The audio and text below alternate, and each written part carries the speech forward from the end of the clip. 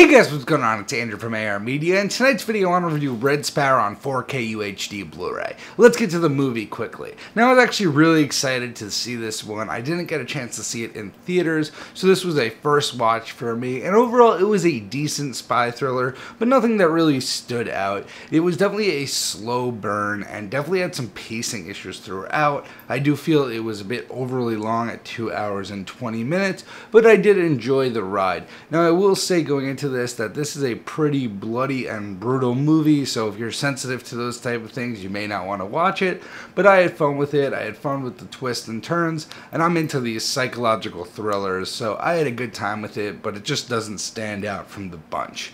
Now let's get to the picture quality. So this is a 4K digital intermediate, and this is a nice clean digital image here. This was shot on ARRI cameras, and the detail here is very good on close-ups. The detail here is very good on landscapes. The wicker chairs, specifically in Jennifer Lawrence's apartment, really stand out. The sharpness really stands out as well. But the thing is about this disc is that it's extremely dark. I'm talking extremely dark. So if you guys own Arrival or some other dark titles, or Cabin in the Woods, for example, this is on that level, but I think even darker. So this transfer really doesn't stand out too much. Yes, we get a very nice image, and yes, we get a lot of detail, but it's just so dark at times. Now let's get to the HDR on this. So I would think that the shadow detail would be greatly improved on the 4K over the Blu-ray, and when A&Bing them, actually, I did not find there to be too much more shadow detail in the 4K HDR version than the Blu-ray. I did find that the HDR did make the colors pop more. I did find more nuances to the colors, specifically in the opening ballet scene, the red of her dress, and one seduction scene, the red of her dress really pop off the screen, and a lot of nuance to those colors.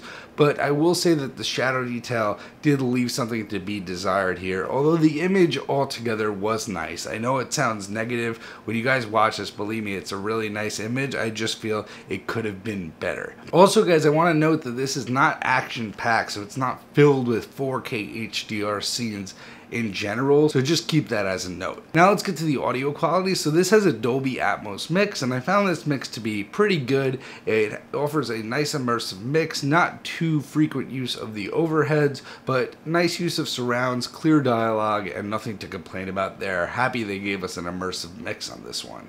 So I'm going to rate this one a wait for sale, guys. Between the story being kind of average and the darkness of the picture quality, I would say this is just not a must-own on 4K right away. I would say you could wait till this is $19.99 or $14.99. I do see this dropping in price, but let me know down below what you thought of the movie. Let me know what you thought of the transfer, and I'll see you guys in the next one.